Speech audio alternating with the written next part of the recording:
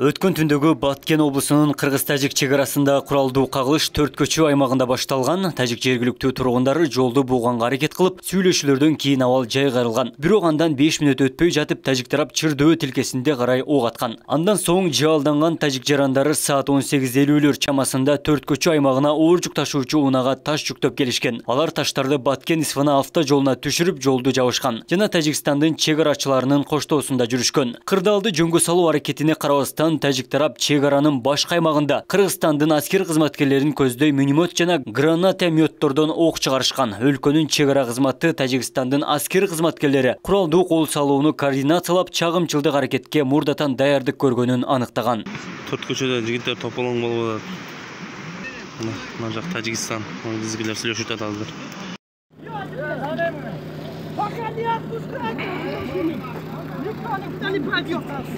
Кооптуу аймактардан чегарачылар атайын брондолгон унаалар менен айыл элдерин эвакуациялоону баштаган. Чегарада тутанган куралдуу кагылыштан улам убактылуу эвакуацияланган 24237 жай тургун мектеп, бала-бакча өңдүү мамлекеттик мекемелерге, башка аймактын жакындарынын үйлөрүнө жайгаштырылган. Октон улам жан калкалап качкандардын катарында Шаадат Бердиярованын үй бүлөсү дагы бар. Шаадат айым Баткен районунун Кызылбел айылынан шаардагы мектептердин бирине келишкен. Эвакуацияланган калкка жай шарттар түзүлүп, тамак ашы менен камсыз болгон. Тургундардын тилегени тынчтык болсо дешет. Түнгө 11-де келдик, ушул жерге жакшылап күтүп алдылар. Шу жылуу жерге киргизди, рахмат, Алла разы болсун. Бардык шарты жакшы, столовойго барып тамактандырды эртең менен. Бардыгыбызды алып барып жакшы.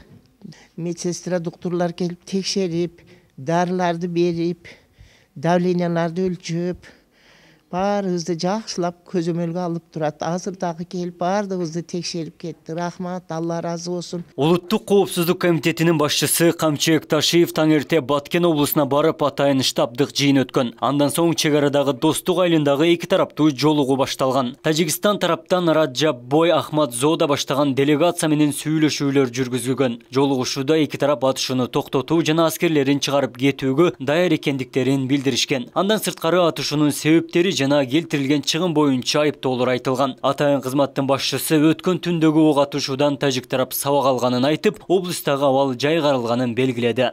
Кечке чейин бардык күч түзүмдөрү чегарадан кайтарылат. Чегарада бир гана погранслужба жана милициянын керектүү органдары калат, коомдук тартип сактоо үчүн. Кечеки болгон конфликттен кийин булар көп эле өздөрү сабак алып калыштыгы, демек буларга аткарууга мажбур болушат деген ойдомун. Түндөгү тажик тараптын мыйзамсыз аракеттерин эл аралык коомчулук тааныганын серепчилери айтат. Маалыматтык согушта дагы өлкөдөгү массалык маалымат каражат өкүлдөрү өз мезгилинде кабарларды чыгарып турган. Чыккан расмий маалыматтар 8 тилге которулуп, агрессияны уюштуруп жаткан тажик тарап экендиги айтылып, ыкчам иштер жүргөндүгүн журналист Асанбек Пазылов да билдирди. Ошол эле учурда кыргыз журналистикасында чет тилдеги адистердин жоктугу көйгөй жараткан. Экинчи жолу кайталанып жаткан чагымчылдыкты Кыргыз өлкөсү куралдык жана маалыматтык жактан дагы утканын талдоочулар айтат. Кыргызстандын журналисттери, кыргызстандыктар негизи жалпылап айтканда жакшы өзүн көрсөтө алышты деп баалайм. Анткени маалыматтар оперативдүү кыргыз, орус, англис, түрк, кытай тилдеринде дүйнөгө таратылып атты. Ошол эле маалыматтар таратып атканда биз дагы маалыматты башка тилдерде таратканга аракет кылып, социалдык тармактарда мурда байланышып жүргөн Америкадагы, Европадагы, Түркиядагы кесиптештер менен Кыргызстандын көз карашын чагылдырган маалыматтарды берип турду.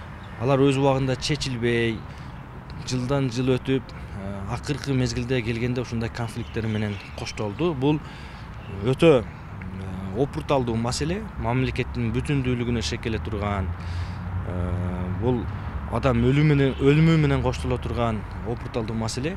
Социалдык көйгөй убакыт келмек турсун өтүп кетти эле. Муну биринчи зым тартып, Кыргызстандагы башка маселелерди токтотуп туруп, биринчи кезекте мына 22 жыл жаңыргандан баштап эле биз ошол Тажикстан менен чегарабызды зым менен тосушубуз керек эле. Кайсы жерде турса ошол жерден тосуп, куралдуу күчтөрдү ошол жака жайгаштырып өзгөчө статус берүү бул сөз жүзүндө эмес иш жүзүндө болуш керек эле да. Бир күндүк жаңжалда тажик тарап мамлекеттик чегаранын кыргыз-тажик тилкесинде атайлап жаңжал чыгарып кырдаалды курчуткан. Туура эмес маалыматтарды таратып кыргыз тарапка ок чыгарган. Кыргыз өлкөсү маселени дипломатия жолу менен чечебиз деген максат ишке ашпай, тажик аскерлери оор аскердик техникаларды колдонгон. Кыргыз-тажик чегарасынын узундугу 970 чакырымды түзөт. Бүгүнкү күндө 504 километр гана такталган. Эки өлкө эгемендүүлүк алгандан бери талаштуу 70 аймактын тагдырын чече албай келет. Соңку маалыматка ылайык кыргыз тараптан 12 адам жаратылды. Учурда абал туруктуу деп бааланууда. Абдумалик Базарбаев, Самат Сейдамат уулу, Ош ТВ.